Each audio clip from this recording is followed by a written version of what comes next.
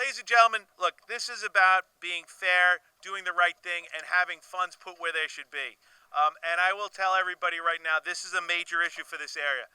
But Missy Miller is a vital member of this town board. Missy Miller is a true advocate for every voice throughout every community that needs to be heard. And we have had a community that has not had their voices heard properly, have not had a true advocate. She did it in Albany.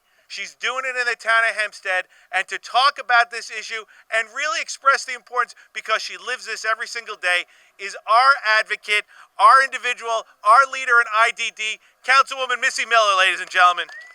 As happy as I am to see all of you, I have to be honest, I really wish that we didn't have to keep gathering like this. We should not have to fight year after year just for what our individual loved ones need. New York used to be the gold standard when it came to support and programs for individuals with intellectual and developmental disabilities.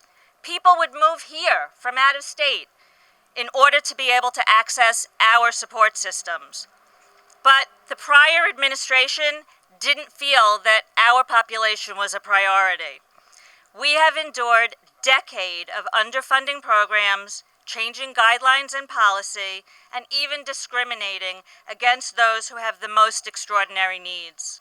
And sadly, this year's budget proposal from the governor actually suggests taking away money from the workers and a paltry 2.5% COLA, which is pretty insulting considering the inflation rate. How is it that even with the knowledge that the staff shortages are at crisis level across the board, our governor can suggest cutting funding and pay? I am the father of a 23-year-old young man who has autism. And so I'm living the life of a family member. I have a wife who's very involved. She's very good at this. But when I look at the challenges that we face, and you have a lawyer, former assemblyman, former county legislator, former town councilman, and a woman who's a retired teacher who's in the field, and we face all of the challenges for my son, I wonder, what is it like for everybody else out there? DSP stands for Direct Support Professional. The hands of these professionals are what we put the care and welfare of New York's most vulnerable in. Governor Hochul, I urge you. NYAD urges you. My son Bobby and his housemates urge you. Do what you know in your heart is right. The money is there. We all know the money is there. Please prioritize the funds necessary to make the job of DSP one that will attract and retain the professional, dedicated people this community needs and so greatly deserves. And we're not doing enough for the people in need in New York State with developmental disabilities. And so, right, I mean, you know, we're not asking for handouts. We're asking for basics. We're asking for staff. It is the law that they're supposed to be giving quality care. And so Governor Hochul, a 2.5% COLA is ridiculous. I want to thank all of you here today who are direct support staff. Come on, let's give yourself a round of applause.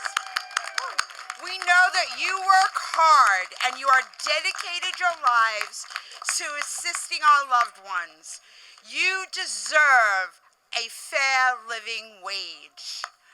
We need to act now. We need people with disabilities to be prioritized, not an afterthought when it comes to the state budget. People with disabilities are people.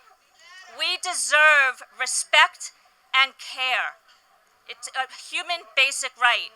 They're very into human basic rights of other populations. It's about time we found our voices heard. Why don't we send a little message right now to the governor? Maybe she'll hear us all the way up in Albany. We need more. We